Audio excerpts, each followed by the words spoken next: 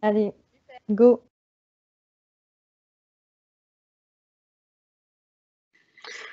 Bonjour à tous et bienvenue chez Demos, bienvenue pour ce webinaire Manager en période de Covid. Je suis Philippe Leclerc, je vais animer ce webinaire avec Isabelle Dubois et je pense que pour commencer, l'essentiel c'est de se présenter. Donc, Isabelle, peut-être tu veux commencer par te présenter? Oui, merci Philippe. Bonjour à toutes et tous. Donc, un rapide point sur mon parcours. Donc, je suis ingénieure de formation. J'ai débuté ma carrière dans le conseil afin d'accompagner des entreprises dans le conseil et notamment en qualité par rapport à leur démarche qualité ISO. Et puis ensuite, j'ai rejoint le groupe Demos où j'ai occupé différents postes en management de projet, notamment sur mesure. Et ces dernières années, des postes en management pour finir effectivement actuellement sur une équipe d'une trentaine de personnes à la direction des solutions. Donc voilà. Merci Isabelle. Quant à moi, je suis donc Philippe Leclerc. Je suis formateur en management depuis 2004. Avant, j'ai fait une partie de carrière dans un grand groupe international. Et je travaille avec Demos depuis 2006. Et évidemment, très sollicité par rapport aux questions et aux enjeux managériaux depuis le début de la crise du Covid. L'idée, c'est évidemment de partager sur le sujet, de vous faire part un peu à la fois de ce qu'on comprend, de ce qui se passe sur le thème du management avec tout ce que nous sommes en train de vivre et de rendre ça le plus clair possible pour vous. Donc vous pouvez, si vous avez des questions au fur et à mesure, utiliser les Q&A et évidemment, nous prendrons un temps pour répondre à l'ensemble de vos commentaires et vos questions. Alors pour démarrer, je vous propose un tout petit peu de poésie. C'est un extrait du fameux poème Le lac de Lamartine. Ainsi, toujours poussé vers de nouveaux rivages, dans la nuit éternelle, emportés, sans retour, ne pourrons-nous jamais, sur l'océan des âges, jeter l'ancre un seul jour? Alors, évidemment, on n'est pas exactement là pour faire de la poésie, mais il y a déjà plus de 150 ans, Lamartine se posait des questions que nous nous posons aussi en période de Covid. Finalement, je vais essayer de traduire ce qui est noté en langage managérial du XXIe siècle. On est continuellement bousculé, ça change tout le temps. On est sous pression, on ne sait pas bien où on va, mais on sait qu'il n'y a pas de marche arrière.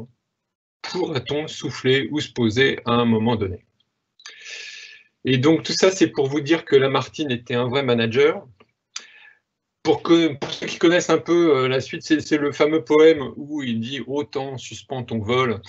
Moi, je vous passe les détails, mais en l'occurrence, on est dans une période où le Covid rend impossible toute projection et nous plonge dans l'incertitude.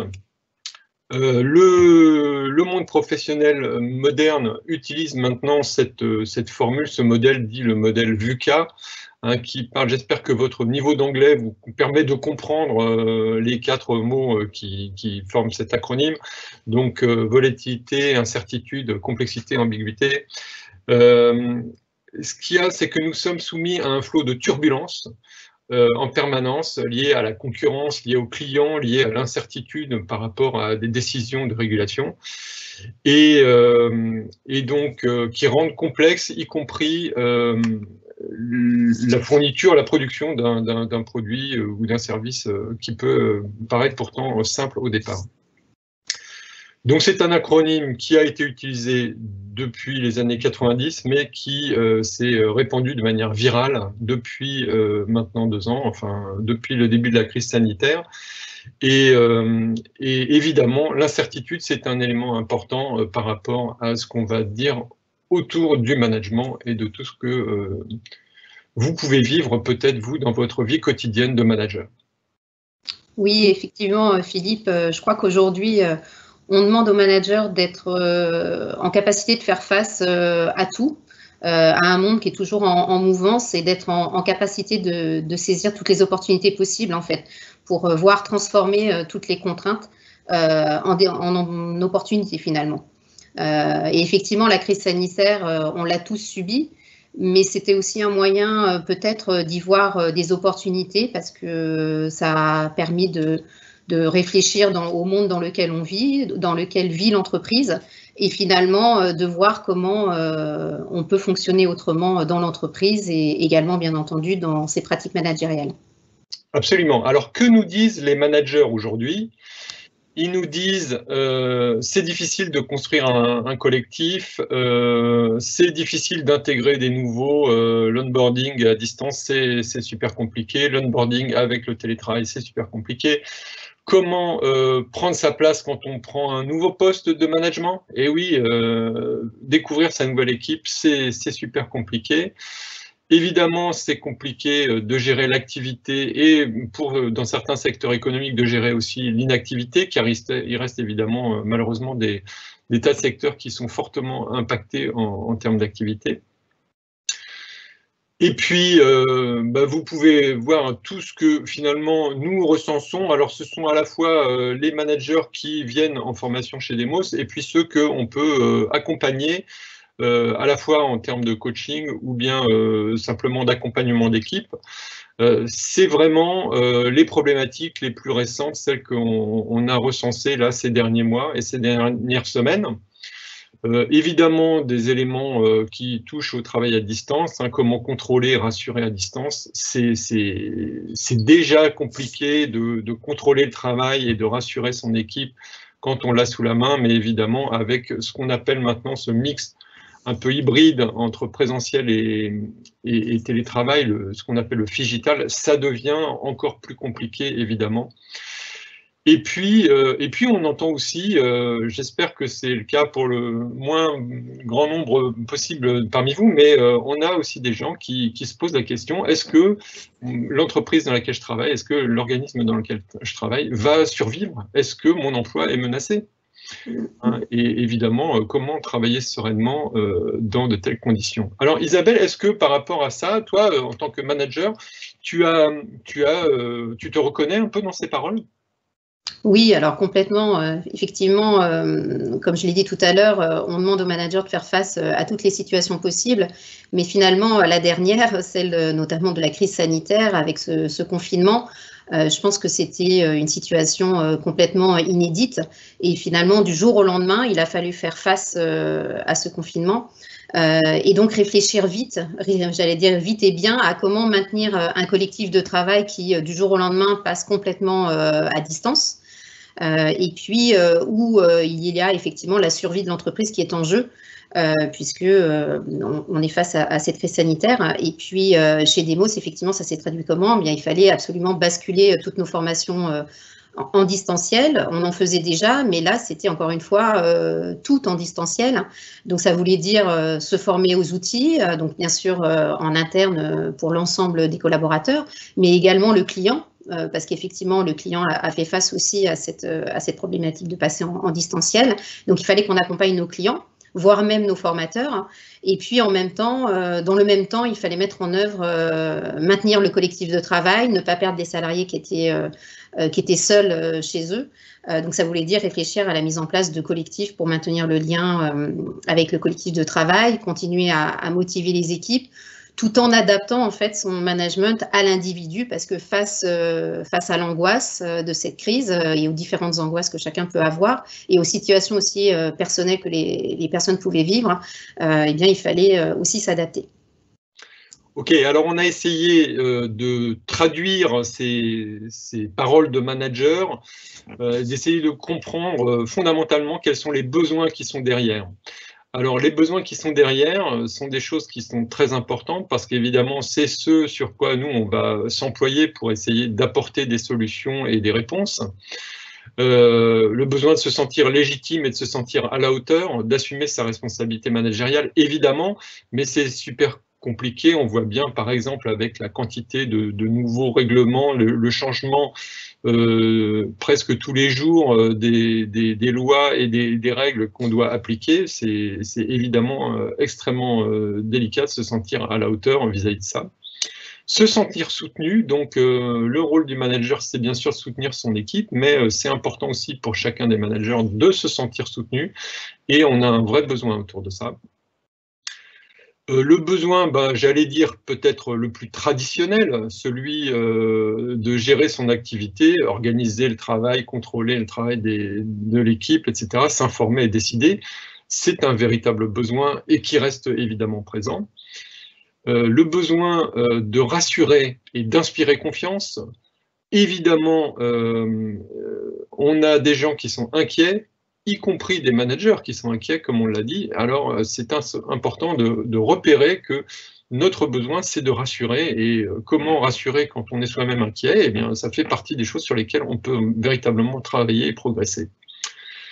Porter la parole de l'organisation et de l'intérêt général, c'est évidemment super important. Gérer les personnes et créer du lien à distance, on a tous ces besoins que vous connaissez. Moi, je pense que celui qui concerne la prévention des risques psychosociaux est plus important qu'il n'était par le passé, tout simplement parce qu'à distance, c'est plus délicat de les prévenir et qu'il y a plus de personnes fragilisées par la situation que nous vivons en cette crise sanitaire.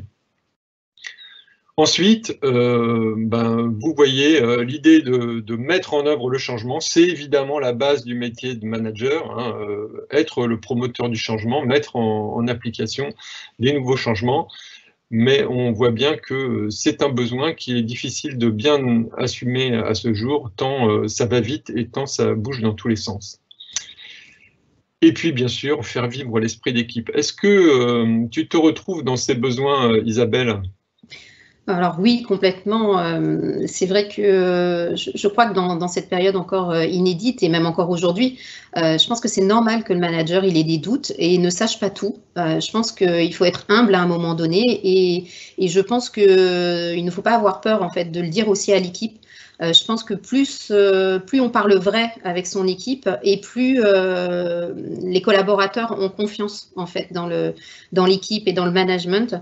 Je crois qu'il ne faut pas avoir de langue de bois. Et c'est vrai que dans cette période de crise sanitaire où on s'est retrouvés, comme je disais, du jour au lendemain, confinés, nous en activité partielle, il a fallu recréer du lien très vite avec l'équipe. C'est comme ça qu'on a mis notamment en place une réunion chaque semaine avec un format court pour permettre en fait de à la fois partager avec l'équipe, mais partager sur quoi? Partager bien entendu sur les résultats, mais aussi partager sur les messages de la direction, puisqu'on avait aussi un point à la semaine avec la direction. C'était partager des points RH, puisque en fait, comme tu le disais, avec la crise sanitaire, ça a évolué en permanence. Et puis aussi permettre à chacun de s'exprimer sur des sujets qui concernaient l'équipe. Et je pense que c'était vraiment un point important parce que toute l'équipe était connectée toutes les semaines et ça a duré effectivement, et ça dure depuis des mois. Je pense que ça a été vraiment quelque part un phare dans la tempête, ce moment-là. Et puis aussi le fait que le manager n'hésite pas à s'appuyer sur ses pairs. Je pense qu'il ne faut pas être isolé. Et je pense que de partager ses craintes, partager ses doutes ou partager ses pratiques avec d'autres managers est aussi un point essentiel. Alors, on va aller dans le détail sur effectivement ces éléments que tu as pu mettre en œuvre dans ton équipe et sur les axes d'amélioration que chaque manager peut essayer d'envisager et sur lesquels il peut creuser pour essayer de trouver des solutions et des actions qui vont faciliter son quotidien.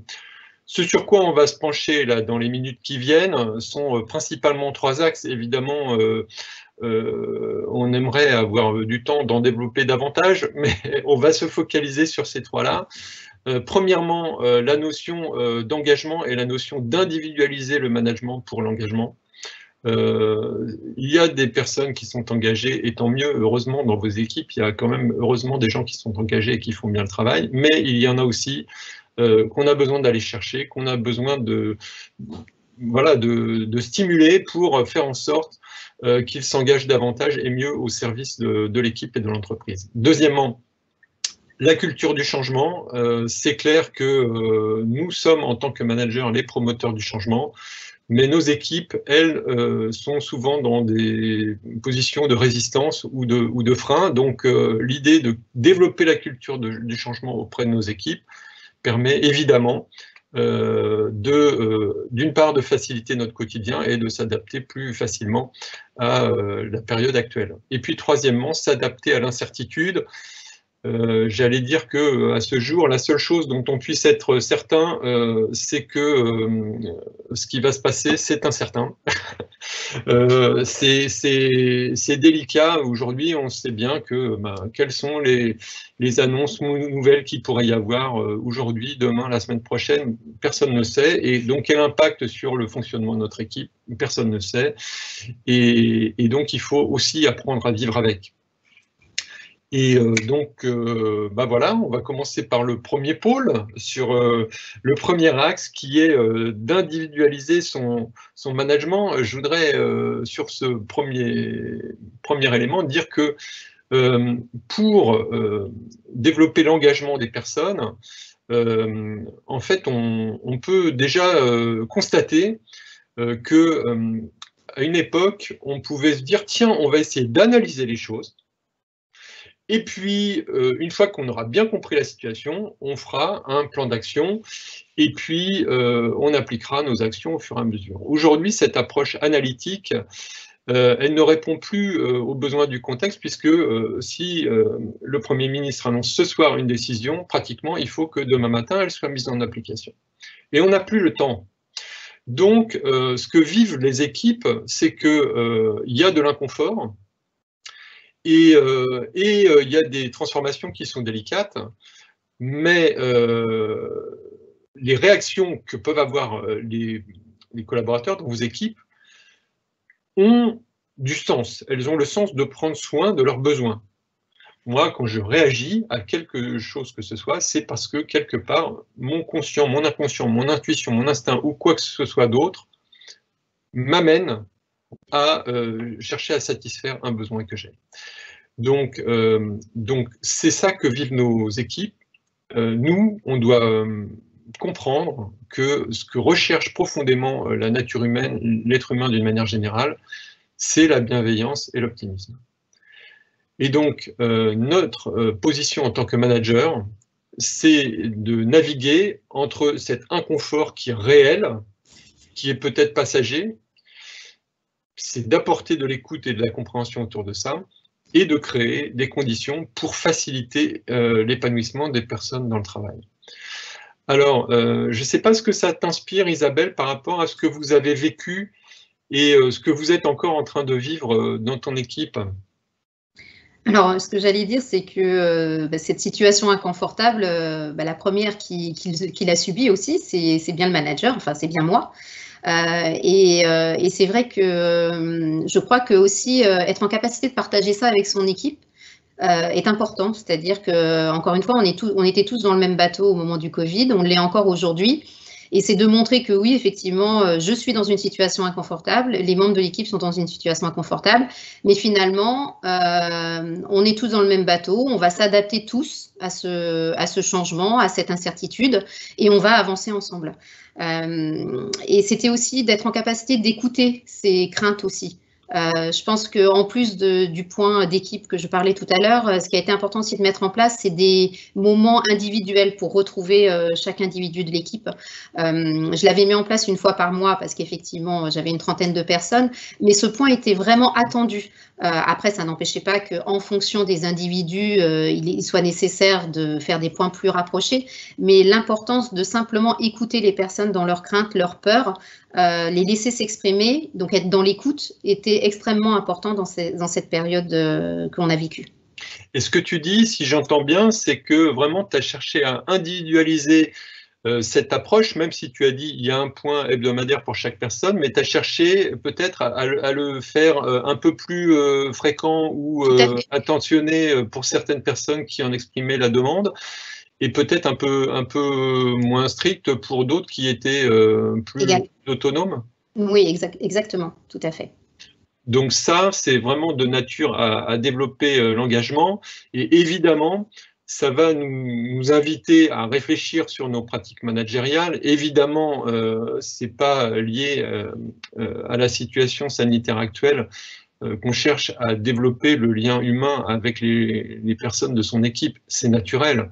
Par contre, la logique de garder ce lien avec la distance, elle est tout à fait différente et c'est vraiment une sorte de discipline à laquelle on doit s'astreindre en tant que manager pour conserver donc ce lien et développer l'engagement chez les personnes. Je dirais aussi que l'un des éléments clés, c'est de créer et de maintenir la confiance. On voit bien qu'on est dans une société où la défiance est partout. Hein. Alors, évidemment, on n'est pas là pour parler des théories du complot, des fake news ou Dieu sait quoi d'autre, mais vous avez dans vos équipes des gens qui s'interrogent sur à qui est-ce que je peux faire confiance et qui est digne de confiance. Donc, vous le savez, la relation managériale, c'est une relation asymétrique. En d'autres termes, vous êtes beaucoup plus important, vous, manager, pour les personnes de vos équipes qu'ils ne le sont peut-être pour vous, même s'ils peuvent l'être, bien sûr, pour vous, hein, mais eux n'ont qu'un seul manager. Et alors que vous avez plusieurs personnes dans votre équipe. Vous êtes quelqu'un de très important pour eux et ils ont besoin d'avoir véritablement confiance en vous. C'est aussi à travers vous qu'ils auront confiance en leur entreprise, en le projet pour lequel ils travaillent. Et donc, d'une manière générale, qu'ils se sentiront rassurés par rapport à l'ensemble des éléments qui peuvent être de nature inquiétante, à la fois ceux qui viennent par la presse, les médias ou Dieu sait quoi d'autre. Oui, je te rejoins complètement, Philippe. Pour moi, la confiance est vraiment le point clé en fait, de l'engagement collectif. Je pense vraiment que l'appartenance à une équipe permet vraiment d'atteindre les résultats escomptés. Le manager sans son équipe, entre guillemets, pour moi, il est rien. Donc, il faut qu'il soit vraiment là pour être le phare qui va guider l'équipe.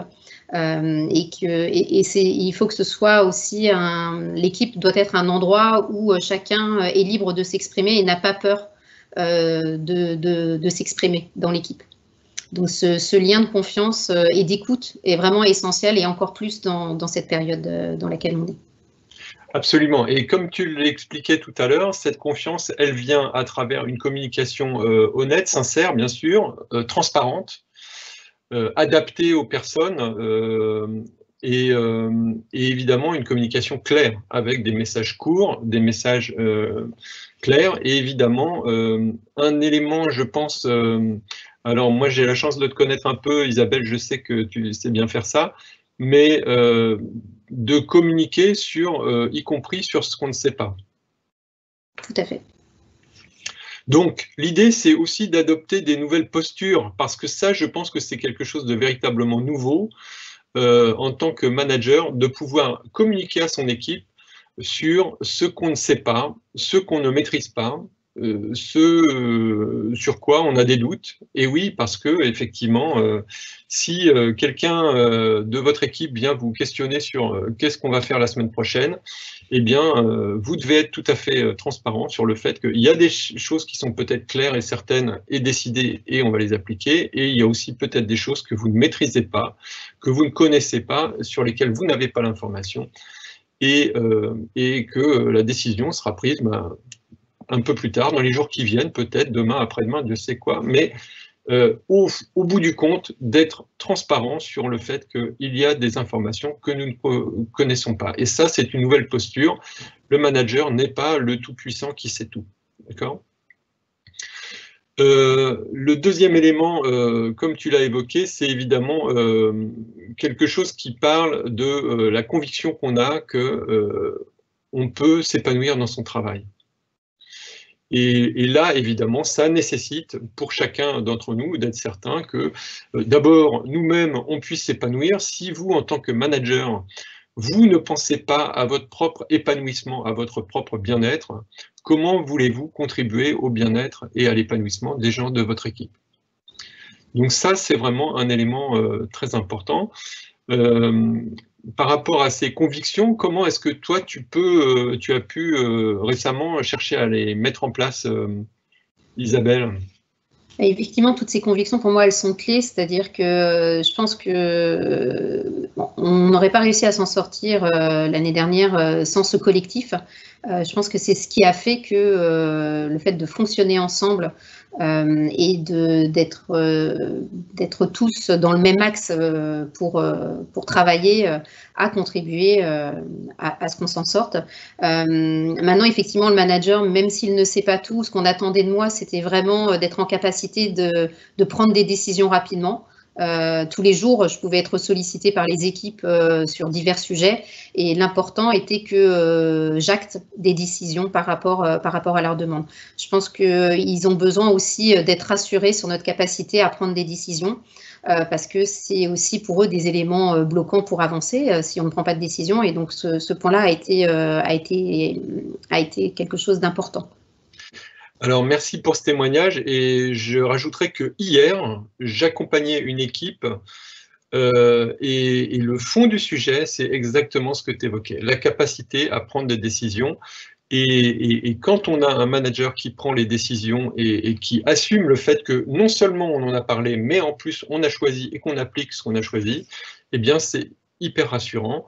À l'inverse, quand on en a discuté et qu'on ne met pas en place le plan d'action, eh bien, quelque part, ça a tendance à faire grandir l'inquiétude, tout simplement parce que on s'interroge sur à quoi ça sert d'en parler si on n'engage pas d'action.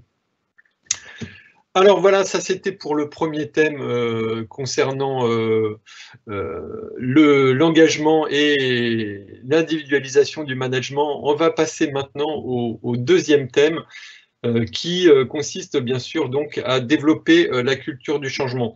Alors je dirais que pour commencer, on a un cerveau qui est une machine vraiment extraordinaire, qui est une machine à économie d'énergie, au sens où, à partir du moment où vous êtes soumis une deuxième fois à une situation, votre cerveau se met en situation d'économie d'énergie, en mode éco, et il va naturellement essayer de reproduire la réaction qu'il a eue la première fois. Mais c'est simplissime. Alors, je n'ai pas le temps de vous faire, en plus, je n'ai pas non plus la compétence de vous faire aujourd'hui un cours de neurosciences. Il y a des gens chez Demos qui savent faire ça très bien.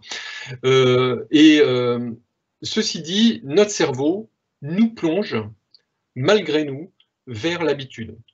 Et c'est d'ailleurs une bonne chose pour plein d'événements, c'est-à-dire quand vous brossez les dents, par exemple, le soir, moi je me brosse les dents, eh bien, mon cerveau n'a pas besoin de réfléchir à chaque fois sur, tiens, comment je pourrais inventer une nouvelle manière de me brosser les dents ou d'étaler le dentifrice sur la brosse à dents.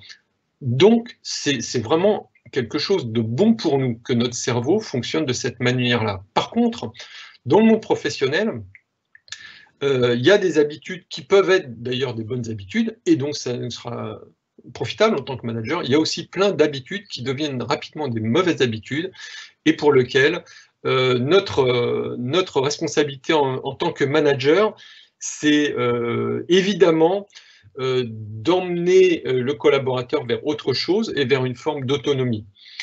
Donc, je vais te laisser, si tu veux bien, Isabelle, commenter un petit peu de ton côté comment tu as pu travailler sur la culture du changement dans ton équipe. Alors, dans l'équipe, en fait, ça a été vraiment un leitmotiv depuis le début, même avant le Covid, c'est-à-dire qu'aujourd'hui, on est face à un marché, une société qui est en constant mouvement.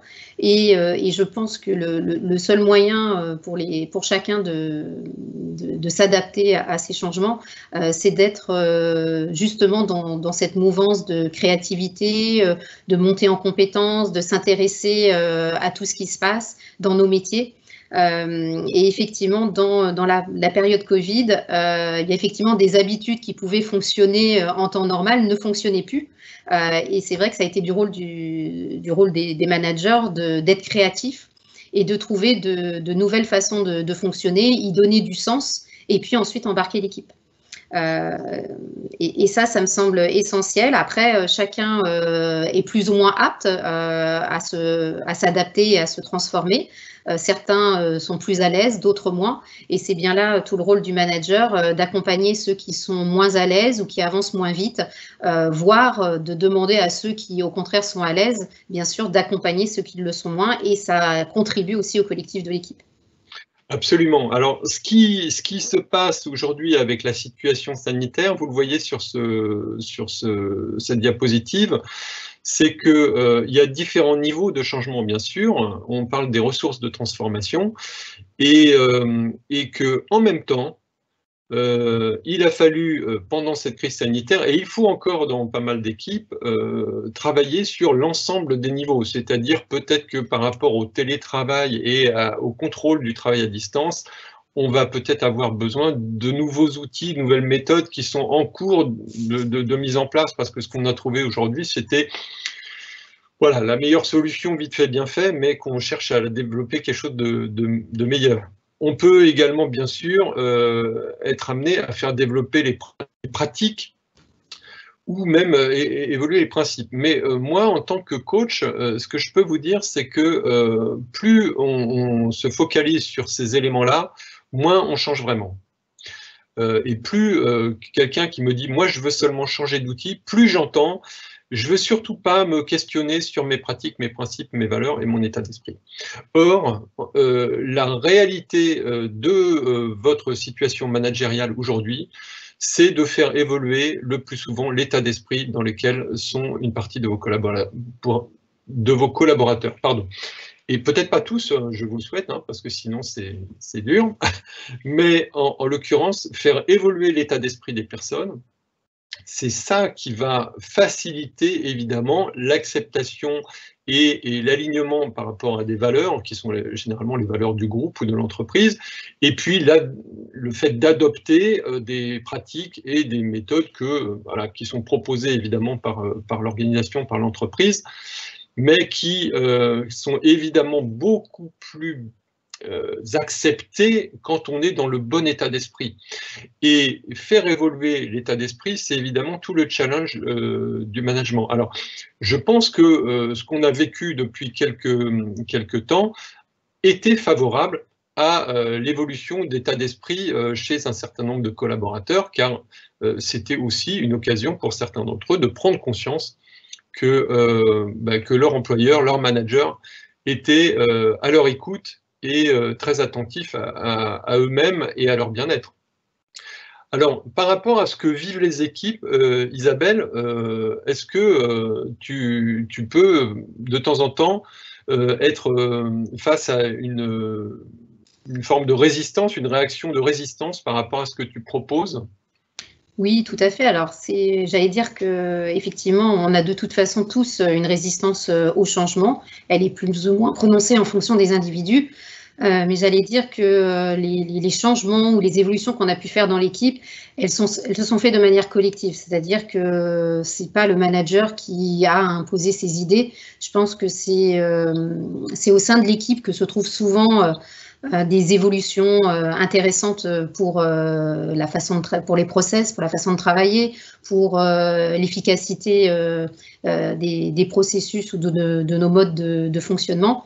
Et donc, je pense que c'est en donnant du sens à ce que l'on fait que les collaborateurs sont plus à même de les comprendre et de suivre le mouvement.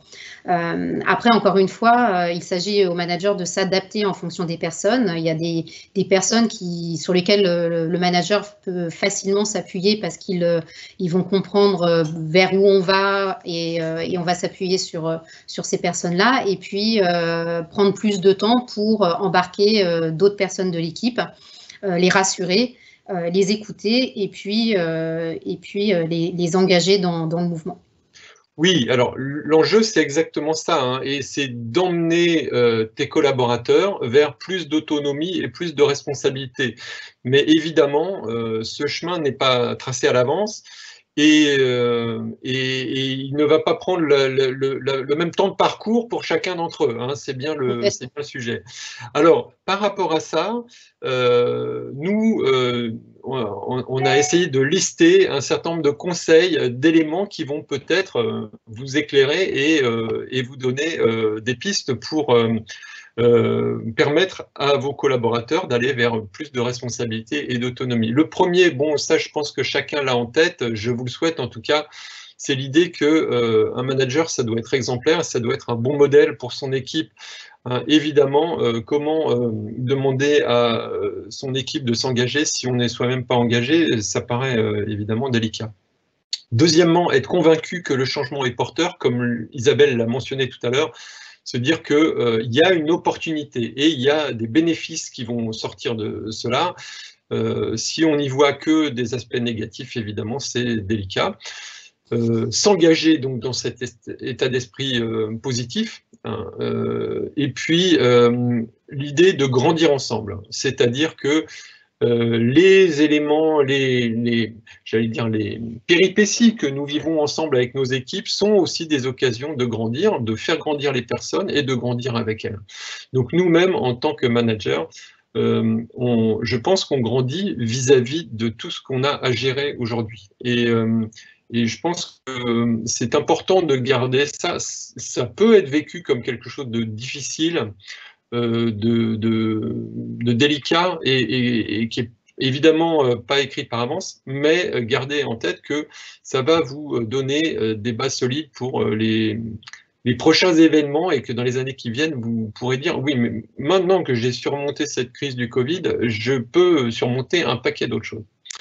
Oui, je te rejoins complètement, car effectivement, pour moi, dire il ne s'agit plus pour un manager seulement d'ordonner ou de contrôler, voire de sanctionner parfois, mais on est bien aujourd'hui dans le fait d'écouter, de former et de faire confiance à ses équipes, aux collaborateurs qui font partie de l'équipe, car il est de toute façon dans la nature humaine de bien faire. Et je pense que plus le collaborateur il est conscient de son rôle, de son impact qu'il peut avoir sur l'équipe, sur les résultats, bien sûr business de l'organisation, et plus il va se sentir responsable et motivé. Et ça passe pour moi forcément par la confiance, la communication, l'écoute de la part du manager. Alors, il y a un conseil qui est de garder une partie de la pression pour soi. Comment tu as pu gérer, toi, cette pression? Est-ce que tu as essayé, consciemment ou inconsciemment, de garder une partie de la pression pour toi vis-à-vis de tes collaborateurs? Oui, tout à fait. Pour moi, c'est le manager a effectivement des comptes à rendre par rapport à sa direction, par rapport aux résultats de l'entreprise. Et je pense que pour que le collaborateur se sente en confiance et continue à réaliser les missions pour lesquelles il a été mandaté, entre guillemets, c'est important en fait que le manager garde une partie de cette pression.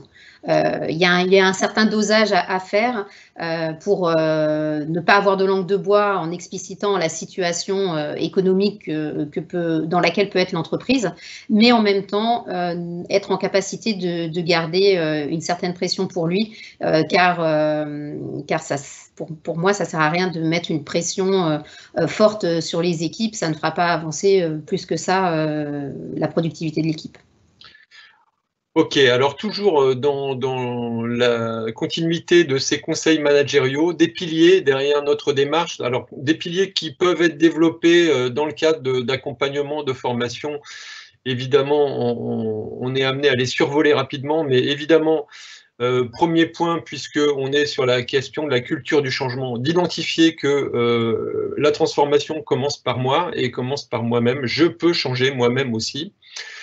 Deuxièmement, savoir fixer un cadre et des limites, et ça c'est délicat puisqu'évidemment les repères sont constamment en train de bouger, mais c'est important à un instant donné de bien positionner le cadre, d'apprendre à exprimer ses besoins. On l'a fait en tout début de ce webinaire en disant voilà les besoins qui sont derrière ce qui est dit, donc essayer de savoir nous-mêmes exprimer nos propres besoins pour être entendus. Et bien sûr, comme vient de le dire Isabelle, d'être à l'écoute des besoins des autres, parce que chaque être humain a du mal à exprimer clairement ses propres besoins. mettre en valeur les réussites et les apprentissages, tout ce que vous avez fait, même si ça n'a pas été couvert de grands succès ou de réussites, c'est un apprentissage. Donc permettre aux gens de tirer des enseignements, les personnes dans vos équipes, de leur poser la question, et voilà, tu as fait ça, ça n'a pas produit le résultat attendu, qu'est-ce que tu en retiens pour les prochaines fois? Et ça, c'est super important, puisqu'évidemment, ça va d'une part les mettre en confiance avec vous et avec eux-mêmes. Et en fait, se donner la permission de prendre soin de soi et de la relation aux autres. Je voudrais vraiment insister sur ce côté systémique. Si vous voulez bien prendre soin des personnes de vos équipes, eh bien, commencez par bien prendre soin de vous. Parce que si vous ne prenez pas bien soin de vous, vous ne pouvez pas bien vous occuper des autres.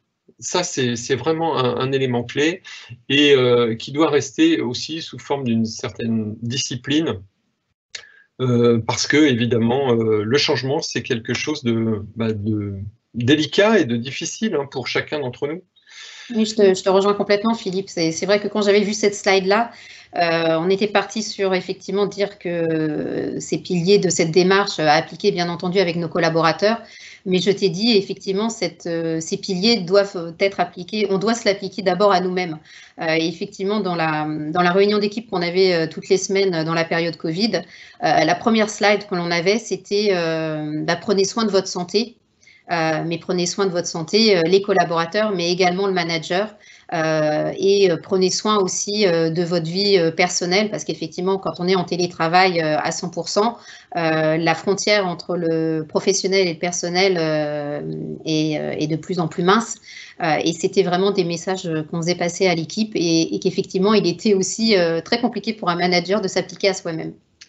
Absolument. Alors, on va passer maintenant au dernier axe qu'on a prévu d'évoquer ce matin. On est presque bien en termes d'horaire, donc tant mieux. Il s'agit de s'adapter à l'incertitude, et l'incertitude, c'est peut-être aussi une opportunité pour nous de mettre, comment dirais-je, de développer notre imagination, notre sens de la créativité, en tout cas d'avancer dans quelque chose qui est inconnu, mais qui n'est pas nécessairement hostile ou en tout cas impossible à résoudre. Donc, comment s'adapter à ce monde incertain? Donc, on vient de le dire, poser un cadre professionnel sécurisant. Il y a quand même, malgré tout, des choses qui sont certaines. Donc, le soleil se lèvera demain matin. Voilà, ça c'est certain. Il y a des choses qui sont presque certaines, donc vous savez ce qu'il en est vis-à-vis de votre employeur, de votre entreprise, et c'est important de les rappeler. Vous savez ce qui a déjà été fait, donc vous pouvez aussi induire l'idée que si on a fait ces efforts-là par le passé, c'est bien signe qu'on continuera dans ce sens à l'avenir. Et bien sûr, de faire la part des choses sur ce qui dépend de nous et ce qui ne dépend pas de nous. Évidemment, moi j'aimerais bien à certains moments dire « Ah bah oui, ce qui se passe à l'autre bout du monde, peu importe, en Chine, au Brésil, aux États-Unis, mais oui, mais ça ne dépend pas de moi. Donc en l'occurrence, j'apprends à bien vivre avec et tant pis. » Accepter que la bonne décision d'aujourd'hui pourrait être remise en cause demain. Alors, je ne te demande pas de confession, Isabelle, mais est-ce que ça t'est arrivé dans cette crise de devoir revenir effectivement sur des décisions et qui finalement, le lendemain, doivent être rediscutées ou remplacées par... Oui, tout à fait. Alors déjà, je pense que c'est une culture aussi à développer au sein de l'équipe. C'est-à-dire qu'effectivement, il n'y a pas de bonne décision unique et on peut bien sûr avoir les bonnes décisions, mais elles peuvent être mises en cause. Et là, je l'ai vécu effectivement dans le cas du Covid, où en fait, on organise de nouveau à ce que les équipes puissent aller sur site. Donc, on fait 2 équipes, une qui vient le mardi, une qui vient le jeudi. Et puis, hop, en soirée, tombe un nouveau message de l'État qui dit non, finalement, il faut maintenir le télétravail à distance. Bon, on est obligé de rebasculer très rapidement dans un autre type de décision. Et à partir du moment où, encore une fois, on l'explique à l'équipe, il n'y a aucun souci pour que ça passe au sein de l'équipe. Absolument, et c'est important de ne pas se sentir trop frustré par rapport à ça. Je connais suffisamment de managers qui effectivement sont frustrés de dire aujourd'hui le contraire de ce qu'ils ont annoncé hier. Au fond, c'est pas évidemment agréable. J'ai été manager moi-même, je peux pas dire que c'était les moments les plus fun pour moi, mais fondamentalement, gardez en tête que ça veut pas dire que vous ayez mal fait votre boulot. Ça veut juste dire que vous adaptez et qu'il y a des décisions qui, évidemment, on n'avait pas l'information hier, donc on ne pouvait pas prendre cette décision hier. Aujourd'hui, on a l'information et peut-être que demain, on aura d'autres informations encore qui nous amèneront vers autre chose. Exactement. Alors, l'idée, c'est, au travers de tout ça, de continuer à maintenir un état positif et de développer la confiance. Alors, on n'aura pas le temps, évidemment. Il y a des très bons webinaires chez Demos pour notamment autour de la confiance, mais la confiance, elle s'appuie sur un certain nombre de choses. On va faire un cours. On vous propose une méthode en 6 étapes. Alors, dans le cadre de formation chez Demos, on peut s'entraîner, évidemment, aller beaucoup plus dans le détail de chacun de ces éléments.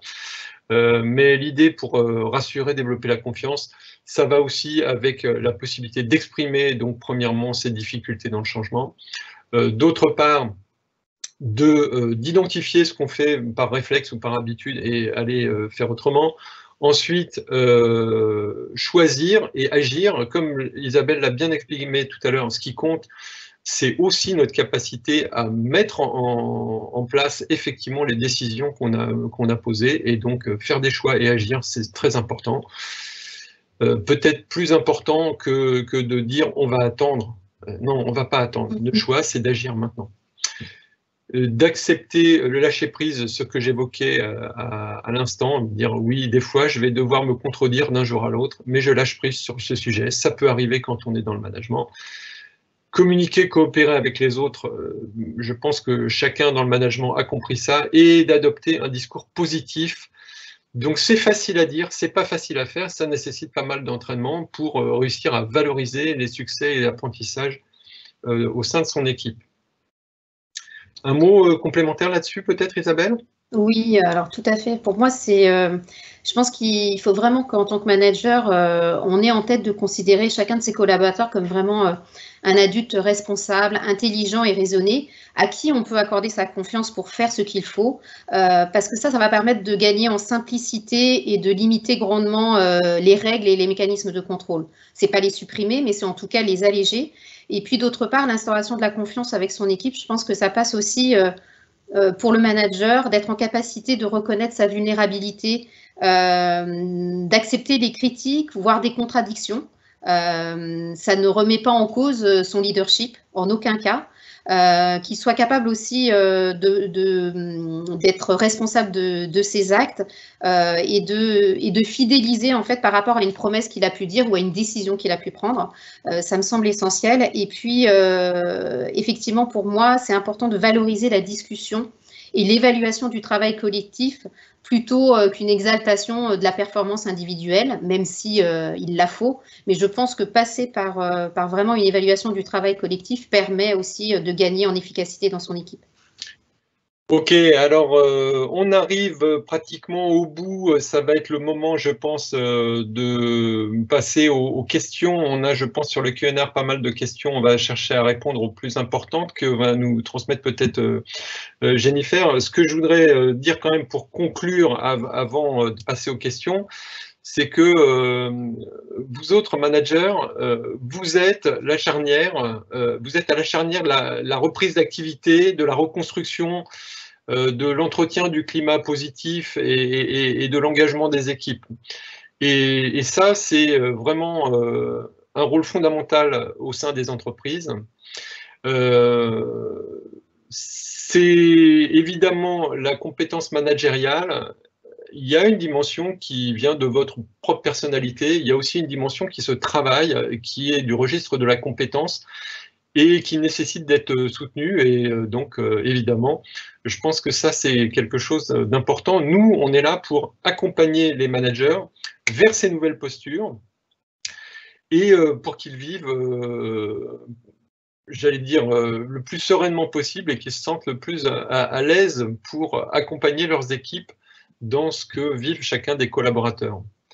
Oui, je te rejoins, Philippe. C'est-à-dire que pour moi, c'est vraiment important que le manager soit en capacité de créer un environnement de collaboration où chacun a sa place, où chacun peut se tromper, être lui-même sans peur. Parce qu'effectivement, j'ai vraiment constaté que le lien de confiance interpersonnelle que j'avais avec chaque membre de l'équipe a une vraie incidence sur son application dans l'organisation. Et ça me semble primordial, cet aspect-là. D'accord.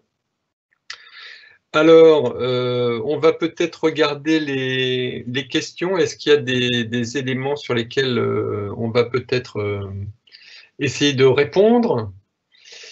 Je vois une question de Arnaud. Comment faire participer notre équipe dans le changement quand elle n'a pas l'habitude d'être sollicitée? Eh bien, voilà, vaste sujet. On pourrait peut-être passer 2 heures sur le sujet, Arnaud. Mais pour répondre en quelques secondes, quand on n'a pas l'habitude de changer, c'est dur de changer. C'est un peu comme pour un sportif, hein, si vous n'avez pas l'habitude de courir le 100 mètres, la première fois que vous allez courir, ça fait bizarre. Mais il y a aussi une forme d'entraînement qui vient au fur et à mesure. Donc, c'est pour mettre les gens dans la culture du changement, développer ça, j'allais dire, de manière quotidienne.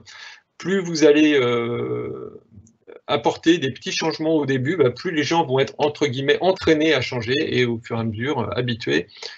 C'est vraiment cette analogie avec le sport et l'idée de développer sa musculature en s'entraînant. Là, c'est la même chose. Le changement, ça vient en changeant.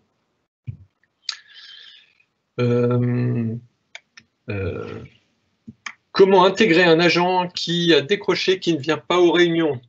Tu as eu ça dans ton équipe, Isabelle?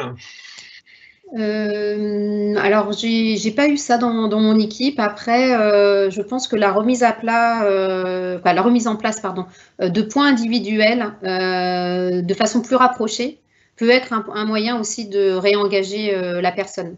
Parce qu'effectivement, dans les réunions d'équipe, comme ça a été vraiment considéré comme un rituel où les personnes avaient trouvé l'intérêt à être dans ce rituel parce qu'on donnait de l'information de manière régulière sur la situation sanitaire, mais également sur la situation de l'entreprise.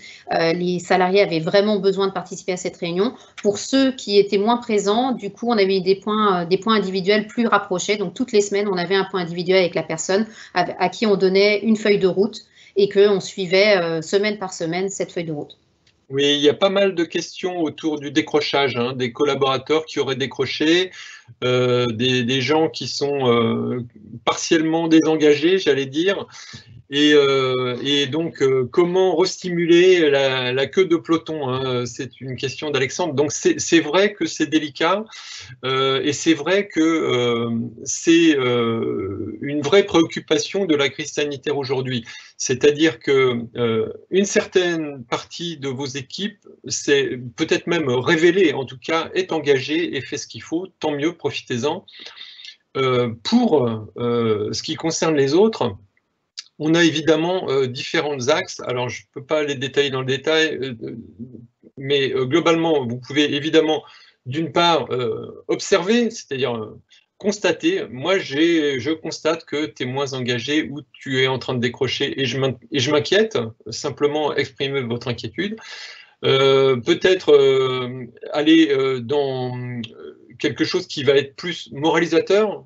Je vois que tes collègues travaille comme ça et que toi tu es en train de décrocher et ça me pose question sur l'équité, hein, donc ça c'est un deuxième axe si vous voulez, et puis derrière quelque chose qui va toucher à du recadrage progressif au sens où l'idée c'est évidemment pas de pénaliser immédiatement un décrocheur, par contre c'est de lui faire bien comprendre qu'il se met en danger et que s'il ne réagit pas, là, il y aura quelque chose de peut-être moins agréable et moins, comment dirais-je, diplomatique à moyen terme. Donc, il y a différentes palettes, différents outils. C'est évidemment très personnalisé. Le premier thème sur lequel on a évoqué tout à l'heure avec Isabelle, c'est quand même l'idée d'individualiser le management. Tous les décrocheurs ne sont pas gérés tous de la même manière et l'un des points clés, c'est justement de bien diagnostiquer laquelle de ces options vous pourrez choisir. Oui, je te rejoins Philippe et puis je reprends un mot que tu as dit, la notion d'équité. c'est vrai que dans une équipe, il est essentiel que le manager soit équitable dans ses pratiques. C'est-à-dire qu'effectivement, il va avoir des personnes qui sont engagées et qu'il va suivre, mais ceux qui se décrochent, il ne peut pas avoir le même traitement que ceux qui sont justement engagés. Et donc, du coup, c'est là où va arriver la personnalisation, où effectivement, il y a besoin éventuellement de recadrage par rapport à ces personnes-là, de suivi peut-être avec une feuille de route plus précise pour montrer au reste de l'équipe que tout le monde est dans le même bateau et qu'à partir du moment où certains sont moins investis que d'autres, de comprendre pourquoi ils le sont et faire en sorte qu'ils le redeviennent. Absolument. Et vous pourrez aussi essayer de jouer en fonction des situations sur l'effet de groupe, c'est-à-dire que si vous avez une équipe avec 5 personnes qui font ce qu'il faut et une qui décroche, eh bien, le collectif peut vous aider. Ce n'est pas nécessairement vous, manager, qui devez tout porter sur les épaules. Des fois, faites-vous aider de votre équipe dans un certain nombre de situations. C'est aussi ça qui va permettre à un décrocheur de raccrocher. Donc, il y a plusieurs pistes de solutions. La difficulté, c'est effectivement de faire un diagnostic de ce qui est raisonnable et probablement utile dans mon cas. Peut-être vous avez déjà essayé un certain nombre de choses. Et effectivement, je pense que l'une des grandes qualités aussi, ça va être un peu de persévérance par rapport à ça, car transformer un décrocheur en quelqu'un qui est engagé, ça ne se fait pas en 5 minutes, hein, c'est évidemment un travail de longue haleine. Alors, encore d'autres questions sur le décrochage. J'en vois une également qui me dit, ah oui, une question intéressante sur, pensez-vous que tous les managers sont aptes au travail à distance? On peut avoir l'impression d'être délesté de notre pouvoir du fait de ne pas être à côté de nos équipes.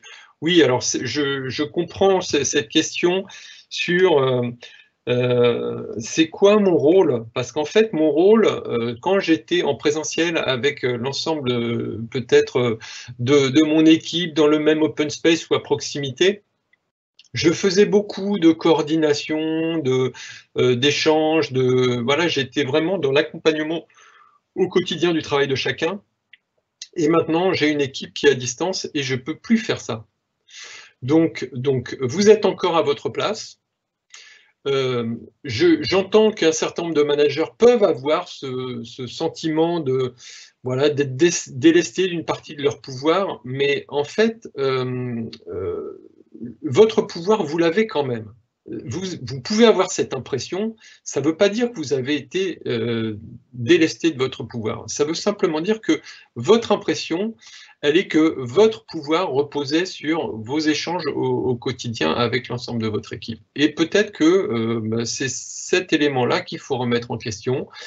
Vous êtes toujours leader et être leader de votre équipe, c'est aussi savoir s'occuper des individus.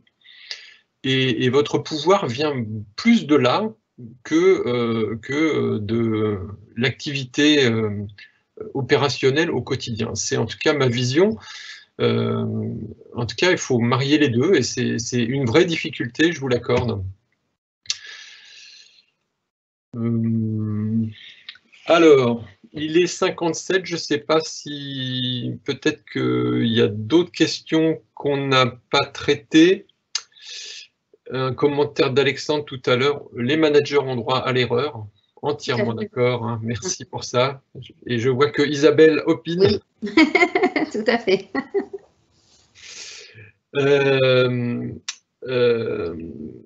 Le manager doit être à même d'accompagner ses équipes à évoluer en termes de carrière, de les autonomiser en laissant un champ d'autonomie. Le point hebdo en distanciel n'est pas forcément utile vis-à-vis de chaque collaborateur. Ça ne doit pas être un flicage. Entièrement d'accord. Entièrement d'accord. Il faut vraiment adapter son management à l'individu et à ses besoins, en fait. Je pense que plus on donne de l'autonomie, de la responsabilité à ses collaborateurs, en les faisant même devenir des intrapreneurs, en fait, de leur mission dans l'entreprise, et plus on a de résultats. Alors, une remarque que je trouve excellente d'Emmanuel, qui nous a dit, par rapport à ce qu'on a évoqué tout à l'heure sur le fait de garder une partie de la pression pour soi, elle nous dit, le manager n'a pas besoin de prendre ni de garder cette pression, peut-être que l'une des pistes, c'est de la rendre à la direction qui lui met de la pression. Et pourquoi pas? Et je trouve ça excellent. Et merci pour cette proposition. Effectivement, c'est plus facile peut-être à vivre au quotidien si une pression qui nous est mise sur les épaules ne nous concerne pas directement, et bien de la rendre à celui qui nous l'envoie. Très bien. Ok, alors je vois qu'il est 12h59. Moi, ce que je voudrais vous dire avant peut-être de prendre congé, c'est que le groupe Demos est là pour évidemment accompagner tous les managers dans leur montée en compétences ou le renforcement de leurs compétences à travers évidemment des formations ou du coaching. On est aussi présent pour permettre, donner des espaces d'expression, des espaces de lâcher prise ou d'entraide à travers du co-développement, des thématiques particulières où les managers peuvent discuter ensemble, des accompagnements d'équipe, bien sûr. Et puis, de permettre à chacun de se sentir soutenu dans des moments où on peut être déstabilisé ou perdu. Il n'y a rien de pire pour une entreprise qu'un manager qui soit déstabilisé ou perdu. Donc, c'est très important pour les employeurs de prendre soin de leur corps managérial. J'espère que c'est le cas dans votre entreprise. J'ai entendu Isabelle, et Isabelle nous dit que clairement chez Demos, c'est le cas, donc tant mieux. Et en tout cas, vous dire qu'il y a vraiment une palette d'accompagnement possible à travers Demos qui vont vous permettre de vous sentir plus à l'aise, plus au point dans vos missions et trouver des solutions vis-à-vis des blocages ou des situations compliquées que vous avez à gérer. Donc n'hésitez pas à revenir vers nous pour en savoir plus. Et moi-même ou d'autres, car nous sommes nombreux, pourront vous accompagner pour vous aider à surmonter ces situations délicates en termes de management. Un petit mot de la fin, Isabelle, peut-être ? Le petit mot de la fin, ce serait, écoutez, j'étais ravie de partager mon expérience avec vous tous. Effectivement, comme je l'ai dit à plusieurs reprises, l'écoute et la confiance sont vraiment les axes aujourd'hui qu'il faut garder et développer dans nos équipes, parce que c'est à travers ces deux piliers que le management va pouvoir s'ancrer et se développer et réengager les équipes vers le business. Ok, eh bien, merci à vous. Au plaisir de vous retrouver. Merci.